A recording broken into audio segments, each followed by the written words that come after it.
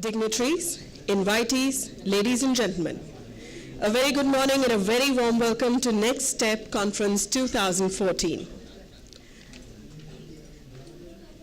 Years ago, when I was a kid, in everybody's notebook, we all remember to have written that essay which began with, "Padhoge likhoge to banoge nawab, kheloge kudoge to hoge kharab." Ladies and gentlemen, welcome to the Next Step 2014, and all of us who have gathered here this morning today certainly do not believe in this adage. Well, all work and no play can certainly make not just Jack, but anybody of us very dull.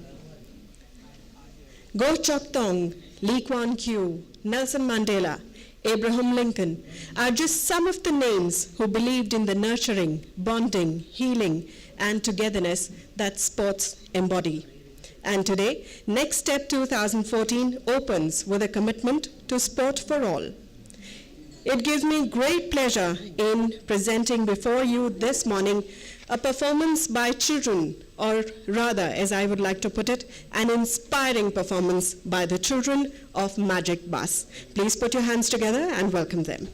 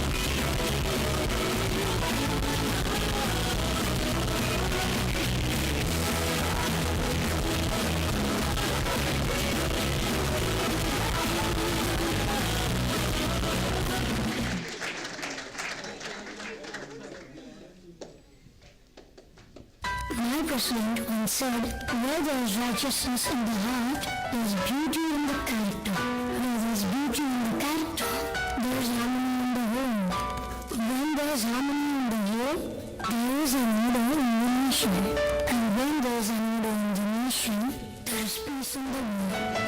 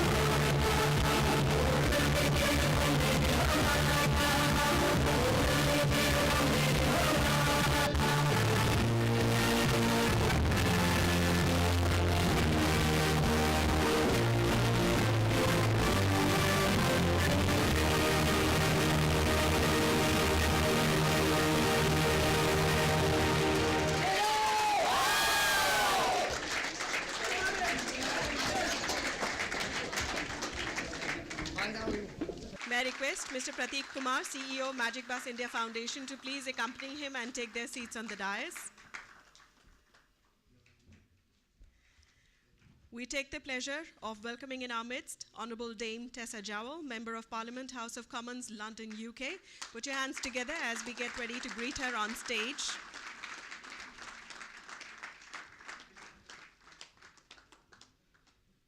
Our warmest welcome to His Excellency, the Australian High Commissioner to India, Mr. Patrick Suckling. Our warmest welcome to you, sir. May I request you to please join us on stage. Our heartiest welcome to Ms. Sophie Bouvet, Director, International Relations at Australian Sports Commission. Please put your hands together as we get ready to greet her on stage.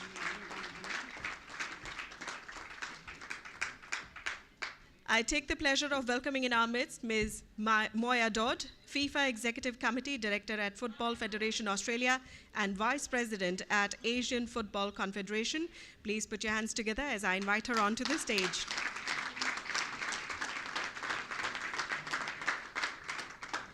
We take the pleasure of welcoming in our midst Mr. Robert Morini, Head of International Development, UK Sport.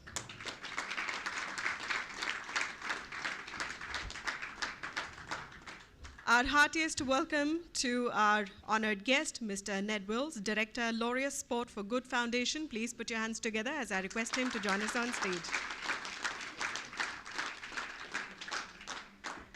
Our heartiest welcome to Ms. Melody Arts, Project Officer, UNOSDP, video message.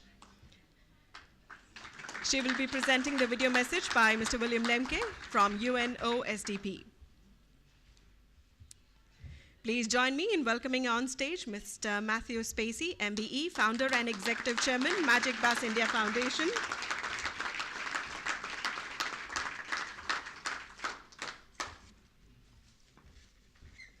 Our warmest welcome to all the dignitaries who have now taken their seats on the dais. We begin the program this morning with the ceremonial lighting of the lamp. May I request you all to please light the ceremonial lamp and inaugurate this convention.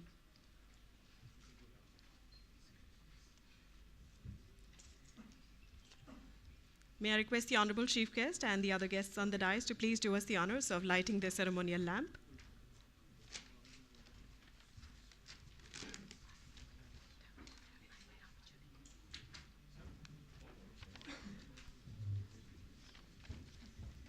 Ladies and gentlemen, according to Indian tradition and culture, the lighting of the symbolic lamp symbolizes new and auspicious beginnings.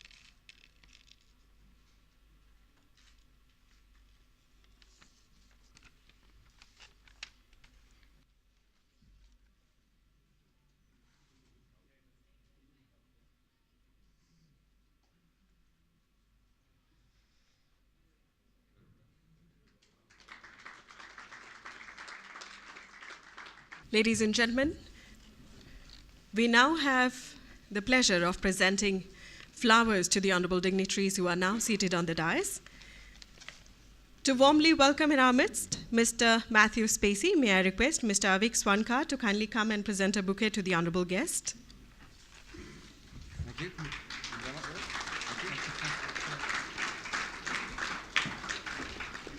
To present a bouquet to Ms. Melody Arts, may I request Mr. Jaideep Bhatia to please do the honours.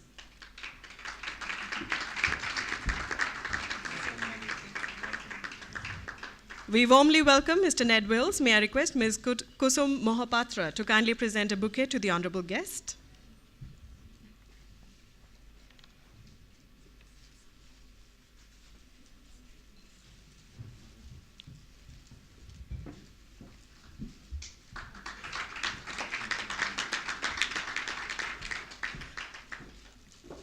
We warmly welcome Mr. Robert Morini. May I request Ms. Havovi Vadia to kindly present a bouquet of flowers to the honorable guest.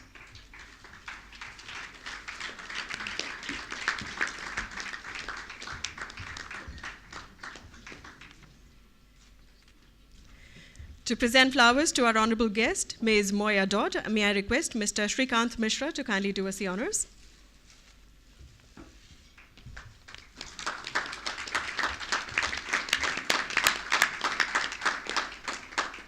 We warmly welcome Ms. Sophie Bouvet. May I request Ms. Geetanjali Singh to kindly present a bouquet of flowers to the honored guest.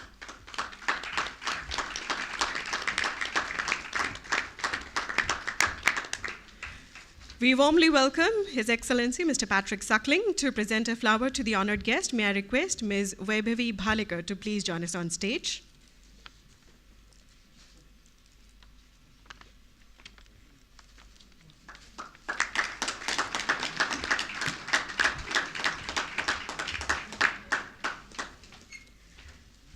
Our warmest welcome to Honorable Dame Tessa Jowell to present a bouquet of flowers to her. May I request Ms. Harshita to please join us on stage.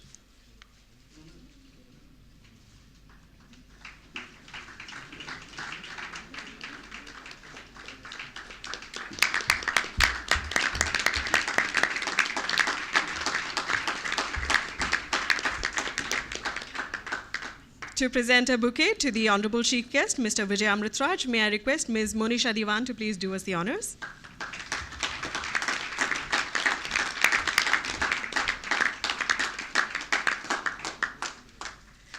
Our warmest welcome to Mr. Prateek Kumar to kindly present a bouquet to him. May I request Ms. Geetanjali Jhala to do us the honors.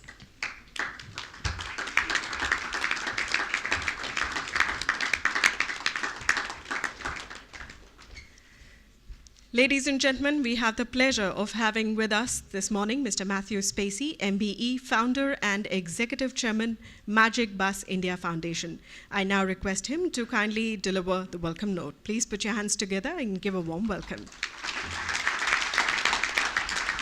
Thank you. Thank you very much. I remember standing on a stage similar to this 9 years ago in 2005 at Next Steps in Zambia. Unfortunately, I say this as a rugby player, I was actually asked to present at that conference a whole session on monitoring and evaluation to a panel of great experts and academics.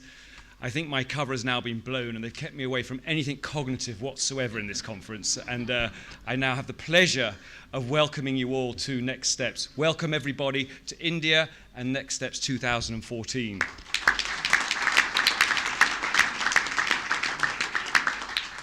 Well, it's a great pleasure and it's really fantastic to see so many of the same organizations, if not the same faces, as were present in Namibia.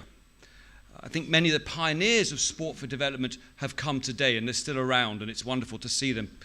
People like UK Sport, we have Matari from Kenya, The Right to Play, we have Lauria Sport for Good, Cricket for Change, and many others who've really in many ways molded this sector that we now speak about so much today. Together, collectively, we've actually, I think, triggered a movement which now has thousands of organizations across the world using sport as a medium for change in young people's lives. And in this journey, I think many of us have struggled on how to communicate what we do, how even to measure what we do, and really even validate our own existence. And I remember when we started 15 years ago, going to many funders, partner organizations, and trying to explain that we use football in the slums. And it was really to their amusement and my frustration, because in those days, certainly, seeing was believing. It's taken about 20 years of persistence, and I think now very good science, to enable us to really understand and carve out a proper niche for the sector that we deserve to be in. I know in the room today there are people who have validated and spent many of their years trying to explain and understand how we use sport for the betterment of young people and children. You know, I think we're at a position now where we know when we use a good program in sport for development that less people will have HIV, that more girls will go to school, that children will eat better nutrition, that girls will be empowered and report sexual violence, and that young people will have a better livelihood and go to further education. I'm looking forward to a conference where the younger organizations learn from the old and we don't replicate that learning, and the old embrace new ideas from new segments and new geographies. I would encourage that we move on beyond the how, and we focus on this conference on the what and the to who. We have 20 years of wisdom behind us, but with that comes a price, and that price is articulating our outcomes and impacts. This articulation will define the success and growth of all our work over the next decade. We need to be obsessive about this. I'm really excited about the future. No other methodology, no other curriculum, no other process has the unique ability to galvanize children and young people and shift the behavioral needle in the way that our programs do, whether you're in a slum in Nairobi, a village in India, a housing estate in England, or working with indigenous populations in Australia. Our ability to create ecosystems, I think, is unique. Run well, we can only ever aid and add value to individuals, civil society, or state government and policy. And possibly, therefore, the possibility, therefore, of partnerships is incredible. Mainstream, and that includes government, institutions, and funders, are recognizing that we don't just play football or cricket, that we have something that few others have, the ability to engage, enable learning, trigger belief, and access opportunity structures that would very often be inaccessible to young people. It's at events like this that we have the opportunity as an industry to share new program technology, new impact assessment tools, and great and common platforms for advocacy, partnerships in funding, and many other forms of support. In this room, we represent organizations that have impacted tens of millions of children, often from the most challenging environments, to overcome something. I think we need to leverage each other and understand that there is real power in our cohesion and working together. I'd like to finish with a quote from the great philosopher Andy Sellins, who says, "We have the balls to change the world." Finally, I'd like to especially thank the Australian government in the various formats that we have sitting down, particularly the Australian Sports Outreach Programme, really for making today possible in terms of the financial support they've given us, not just for this conference, but over many, many years. I'd like to thank our chief guest, Vijay, and Dame Tessa Jowl as well for making the long journey over here from abroad. Thank you very much. And I look forward to and also my esteemed panelists, but I look forward to a really engaging day and next 4 days ahead. Thank you and welcome once again. Bye-bye.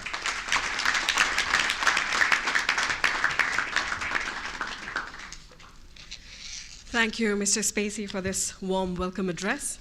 Ladies and gentlemen, we have the pleasure of having in our midst His Excellency Mr. Patrick Suckling, the Australian High Commissioner to India. I now request the honoured guest to kindly deliver the keynote address. Please put your hands together and give a warm welcome. Thank you, and thank you, Matthew, for providing such a good context before we start. Seems to me the energy and the joy, the cooperation and the coordination we just saw from those children speaks more volumes than I ever could in this short talk that I gave. It was a wonderful opening to what I hope is a very successful conference. Could I thank also Pratik Kumar, the CEO of Magic Bus, who's worked tirelessly and constantly to make this a success, but also the success of Magic Bus in India, such a phenomenon. Can I also acknowledge the Right Honourable Dame Tessa Jowl, Member of Parliament, House of Commons, London, UK, for being here today.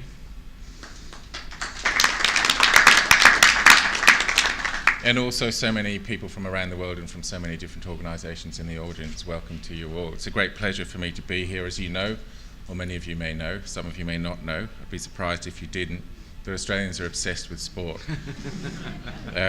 We played at an elite level in all sorts of different sports. In fact, far too many, some people think, for our relatively small population. We've got about 22 million people, and we seem to be present in most elite sports, but some of us think that dilutes the talent pool across the spectrum, so that we might not do as well in some sports as we otherwise do. But nevertheless, we have a strong representation, a long history of sport at an elite level in Australia. But the best thing, and I suppose the grassroots feeders to that elite effort are the community sports that Australians do at all different levels across Australia. And I've seen figures where the vast majority of Australians in any given week are doing some sort of organised exercise and sport together. And so I think Australia does speak from a wealth of experience, both professionally but also socially, in terms of the power of sport to do good and to build communities. And that's why we're so happy to support a conference like this, like the Next Step 2014, as Matthew outlined, the various ways in which you've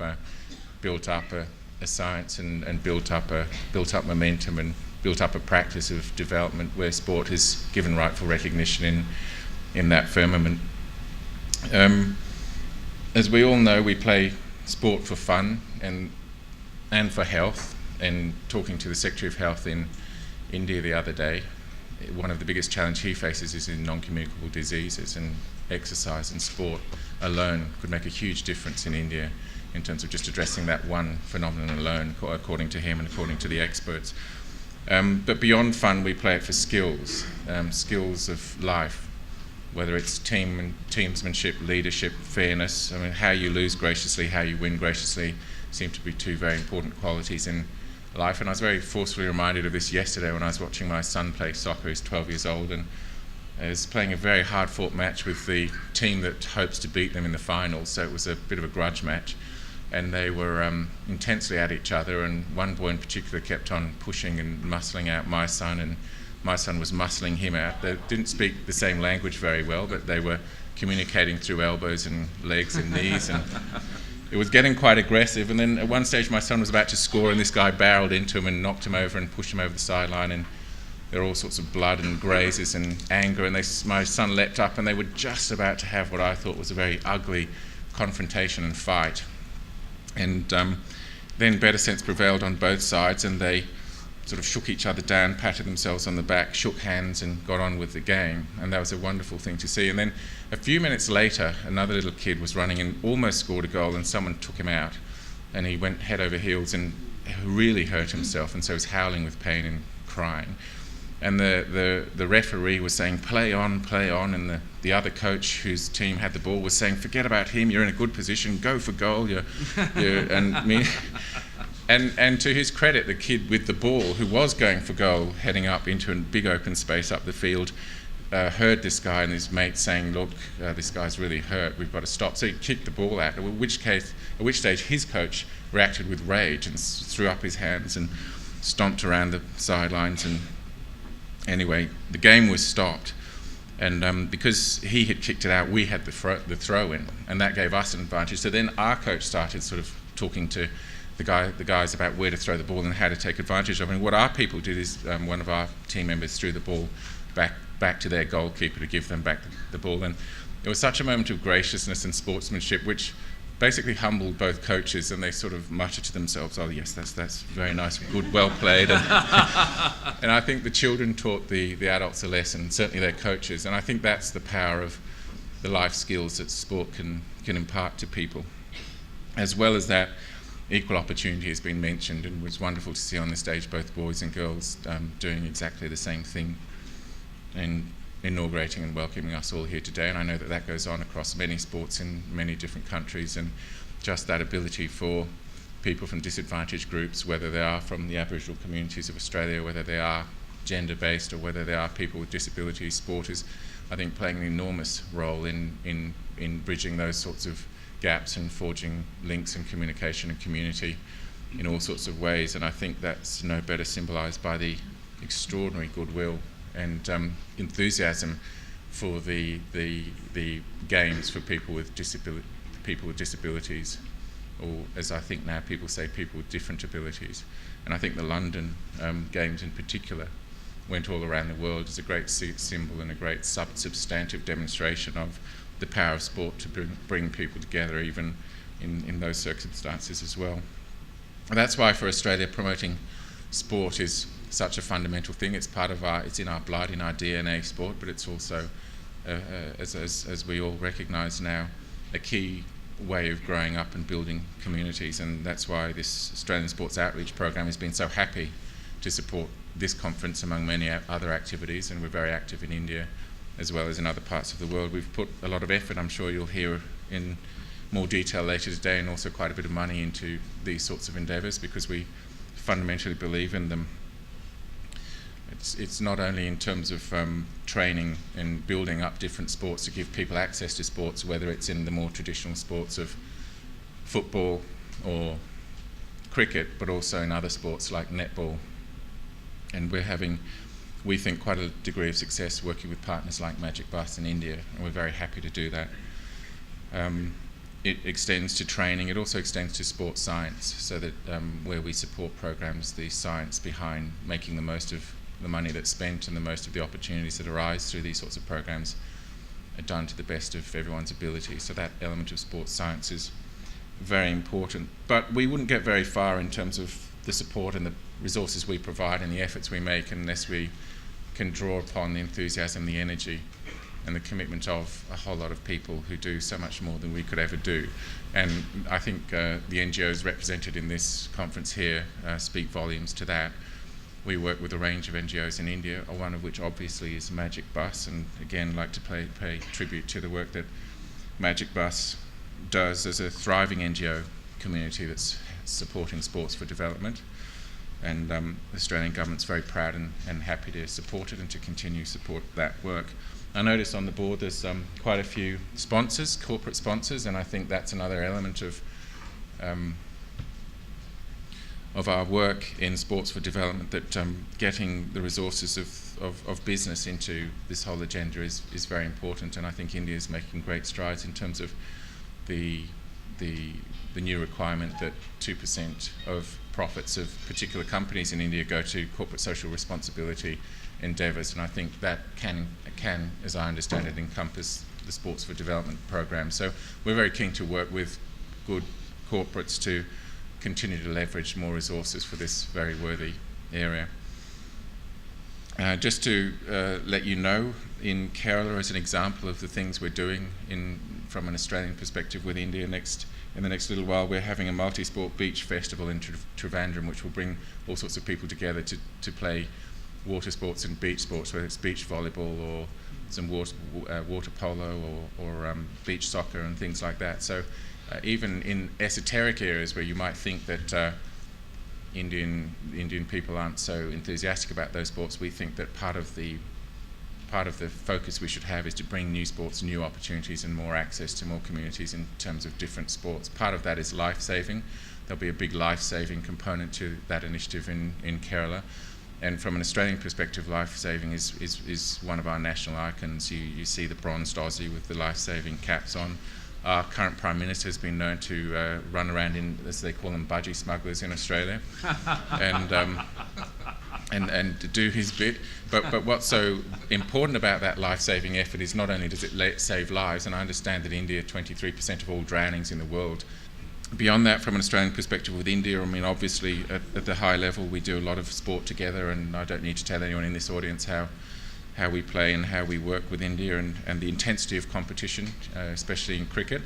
But we're seeking to build on that over the next little while in terms of negotiating a memorandum of understanding with India so that we can identify some more practical areas for sports cooperation. What we hope to do within the auspices of that MOU is incorporate continued work in this sort of area, because it's so fundamental, we think, for not only our relationship with India but for young lives growing up in India. So we'll be doing quite a bit more of that. If I could just finish off by paying, as I say, a great tribute to Magic Bus, who does some truly inspiring work.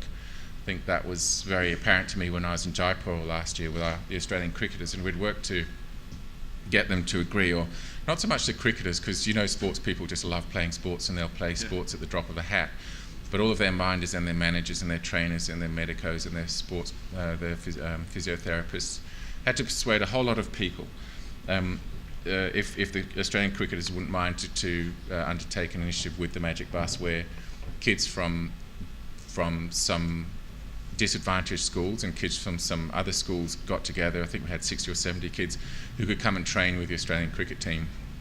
And we persuaded them all, because they all saw the obvious worthiness of it, and the cricketers were given, I think at the time, 20 minutes, 25 minutes, that's it, their trainers said, in terms of the way in which they could distract themselves or possibly expose themselves to injury, which would have been catastrophic from their perspective.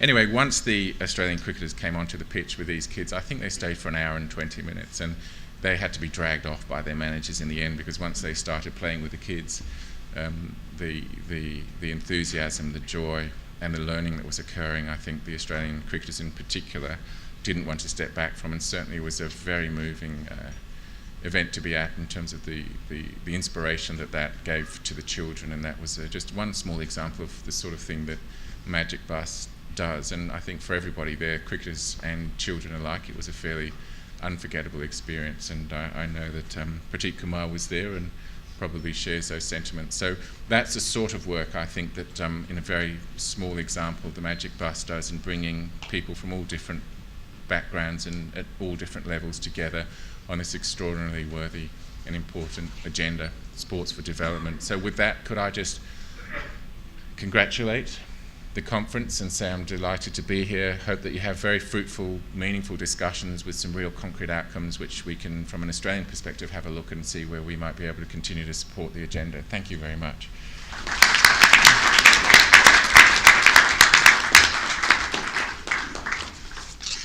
Thank you, Your Excellency, for your encouraging presence here today. Ladies and gentlemen, we also take the opportunity of bidding farewell to His Excellency. We're very honored with your presence here today, sir, and thank you for having joined us here today. Despite our very pressing engagements, you have taken out the time to be here with us today.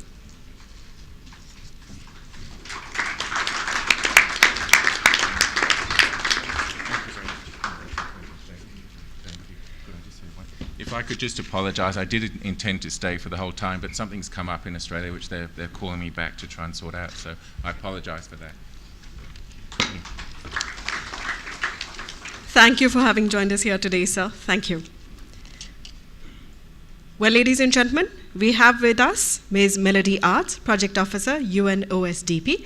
May I request her now to kindly deliver her address and a video message by Mr. William Lemke from UNOSDP. Good morning, ladies and gentlemen. First of all, I would like to thank Magic Bus for giving me the opportunity to present shortly about the Sport for Development and Peace International Working Group. Strong historical ties exist between this group and Next Step. Previous editions of the conference were initiated by some of the executive board members, and that's why we felt a particular responsibility that this edition of the event would take place. For those of you who are not very familiar with the Sport for Development and Peace International Working Group, let me just briefly explain to you and give a very short introduction. So since 2004, we are working with UN member states in order to promote them to include sports in their policy frameworks. And we are working on 5 thematic working areas, which are child and youth development, peace, gender, health, and disability. Since 2008, the Secretariat of this working group is hosted by the United Nations Office on Sport for Development and Peace, which is also the office of the Special Advisor, Mr. Wilfried Lemke. With the Secretariat strategically placed at the heart of international development at the United Nations in Geneva, this gives us, of course, a unique opportunity to reach out to a very broad and influential audience. We are currently reviewing our strategic direction, and on the plenary session on the 1st of July 2014 in Geneva, we will present and hopefully also embrace the new strategic plan with all participants there. Now I would like to read to you a message of the Secretary General of the United Nations, Mr. Ban Ki-moon. I'm pleased to send warm greetings to all those gathered for the 2014 Next Step Conference. I thank Magic Bus for organizing this event and recognize the governments of India and Australia for their support. You have all come together because you recognize the power of sport to advance global peace and development. From the Olympics and World Cup to local parks and playgrounds, sport is much more than competition. Ultimately, it is about fair play, respect, tolerance, and teamwork, and can therefore be a vital tool for social change. We have all seen in our own lives how sports can transcend borders and continents and unite people across social and cultural divides. That is why the United Nations supports the promotion of sports to help achieve the Millennium Development Goals and build more peaceful communities. Sports is a fundamental right for all. Everyone should have the right to participate regardless of age, ability, origin, race, religion, gender, or sexual orientation. This conference encourages the exchange of valuable experiences for a sustainable, just, and peaceful future. I commend you for taking part and becoming part of our global team to pursue a better world for all through sports. I wish you a productive conference. And then I would like to introduce you the video message of the Special Advisor for Sport for Development and Peace, Mr. Wilfried, not William, Lemke. Thank you.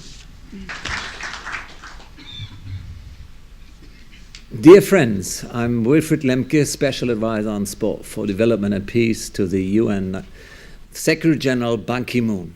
I'm delighted to address the opening of the Next Step conference, Using Sport for Good. And I would like to thank Magic Bus for giving me this privilege and for organizing this highly relevant conference. I regret that conflicting work commitments did not allow me to be with you in person. During the next days, you will discuss a lot of important topics, many of which match my priorities as the UN Special Advisor. This illustrates a global awareness of the challenges faced by our world today and a shared appreciation of where we should focus our efforts to ensure a better future. We are all aware that sport plays an essential role in creating a healthier and more active population with a wide range of physical, social, and mental benefits. Further, the potential for education and social development through sport cannot be denied. This is why it's so important to ensure universal access to sport. This is why we focus on sport for all. We want to give everyone the opportunity to experience these benefits. It is our responsibility that the doorway to sport is open for all. Let me share an example with you. During my recent mission to Oceania and the Pacific, I had the chance to visit the inclusive cricket program for disabled persons of Cricket Fiji, supported by the Australian Sport Commission. Together with schools and other organizations for people with disabilities, they offer regular cricket training sessions adapted to the specific needs and capabilities of the participants. Additionally, Cricket Fiji offers fitness exercises and fruits during the breaks to promote a healthy lifestyle. I call upon all of you to be inspired by the example of Cricket Fiji. And I'm pleased to see that one of the conference themes is Youth Development Through Sport. By the year 2015, there will be 3 billion people under the age of 25. Wow. They are the future. And you are the future as well. They play a central role in inspiring children to join sport. They inspire sport for all. However, the youth also need sources of hope and inspiration. This is where we come in. As an example, my office organizes the Youth Leadership Program to engage and give direction to youth committed to sport for development and peace in their local communities, underprivileged communities. We need to see that role models are not only elite athletes, but also ordinary people like the Youth Leadership Program participants who want to work for a good cause and a better world through sport. I would like to encourage all NGOs here today to put forward participants for this unique UN program organized by my office. Regrettably, the opportunity to participate in sport in a safe and inclusive environment is not available to everyone. Sport can certainly be a powerful tool for development and peace under the right conditions. This includes, first and foremost, a sports environment free from physical and emotional harm. In October 2012, the Sport for Development and Peace International Working Group organized a thematic meeting on protection and safeguarding in sport in Geneva. Since then, I have raised these issues during a number of UN missions and high-level meetings to ensure that serious attention is paid to this topic at all levels. Likewise, on this occasion, I would like to encourage everyone here today to consider what you can do for the safety of our children in sport all over the world. To conclude, I want to thank you for your tireless efforts in this field. I am convinced that our joint contribution will lead to the advancement of development and peace. I wish you a fulfilling and inspiring conference. Thank you. Bye-bye.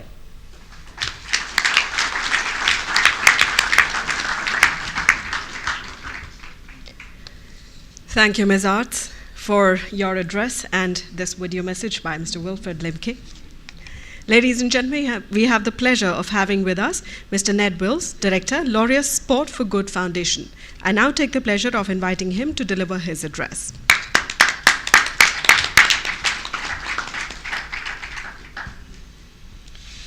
Thank you very much. Good morning, ladies and gentlemen. A couple of things occurred to me on the plane on the way over here yesterday as I thought about the conference ahead this week. The first was that at a conference so heavily supported by the Australian Sports Commission, I was rather opening myself up to a good deal of sporting ribbing after the UK's fairly dismal performance in the Australian summer. But nonetheless, I think this event highlights the spirit of cooperation and goodwill and peace fostered through sport. So I'm ready for that. The second was going back to what Matthew said earlier. The last time I was at a Next Step conference was in 2007 in Windhoek, Namibia. Much has changed since then in the sector and for Laureus, and since the point that slightly earlier than that, when Nelson Mandela uttered his now iconic words at the very first Laureus World Sports Awards in Monaco in 2000.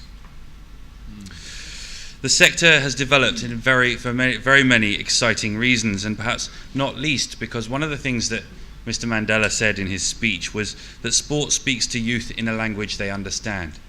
And I think over the last 10 years, we've realized that that's not just they understand it, but in fact that language itself is driven by youth. And I'd just like to highlight and say congratulations to those fantastic young people for their performance to open this ceremony. So, not to take too much of your time, I just wanted to go through three learnings over the last, since that Next Step in 2007 that we at Laureus have been involved in. The first is the value of long-term partnerships. Since my first Next Step, 90% of the project partners that we at Laureus held at that point are still very much our partners today. Although, naturally, in terms of management, a 3-year grant process is great for the overall management of grants and project relationships. But lasting change results from lasting partnerships. And I think it's extremely important And it's testament, I think, in many cases that at that point in 2007, we may well have been amongst the biggest grant funders to a number of those projects we support.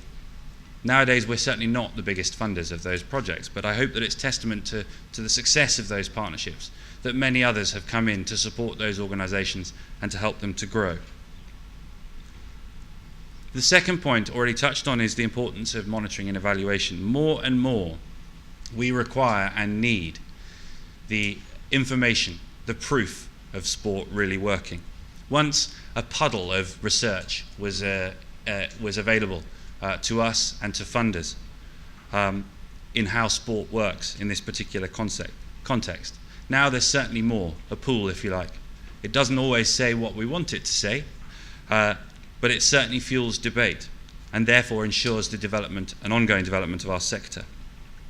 M&E, monitoring and evaluation research, must be built in as a fundamental element of Sport for Good project management. Even the very smallest of programs should be building this in to ensure long-term sustainability. I'm constantly asked these days by our funders who I both own our organisation and from whom we're trying to raise funds to support projects around the world, prove me the value. Tell me how your project, the projects that you support, are better than me investing in so many of the other opportunities for development. And it's tantamount, it's extremely important for the programs we support and the sector as a whole to be able to consistently provide data and proof of their success. A success that is inherent, that we all intrinsically understand, but we have to be able to compete for the funds that we need to support those programs.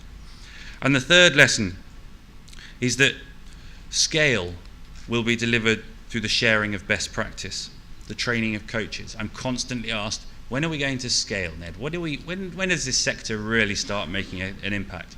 Now, as has already been highlighted, I think the sport for development sector reaches millions of young people, has changed the lives, certainly, of millions of young people around the world. But is that really scale? And that, to me, that scale is only going to be delivered through gatherings such as this, the sharing of best practice, the training of more coaches to reach more kids with the transformational and inspirational power of sport. And I'd like to congratulate Next Steps and Magic Bus for their dedication to these learnings. And I really do encourage everybody here to immerse yourselves in the wealth of knowledge and best practice gathered here today. Thankfully, there are many here far more qualified to be standing here than I am. And I hope to meet many of them whilst they're here, and I would encourage everybody to meet and talk to as many as they can. Thank you very much. Thank you, Mr. Wills, for your address. Ladies and gentlemen, we take the pleasure of having in our midst this morning Mr. Robert Morini, Head of International Development, UK Sport. I now take the pleasure of inviting him to deliver his address. Matthew, Pratik, distinguished guests and everybody here, a very good morning. I just want to say what a personal privilege it is to be in Delhi at this conference hosted by Magic Bus and involving